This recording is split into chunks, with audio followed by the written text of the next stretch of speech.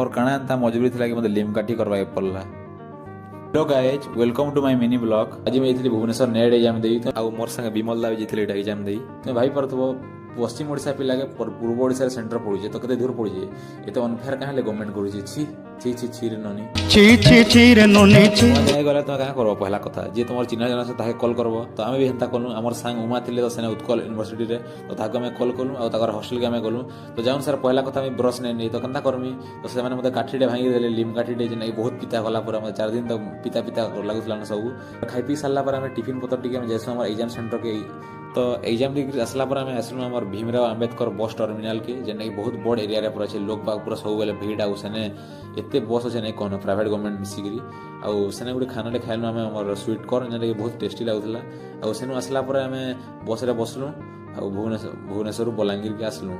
बाकी रिजल्ट केनता हवा जे कि जाने आसला तुमको कहमी हला।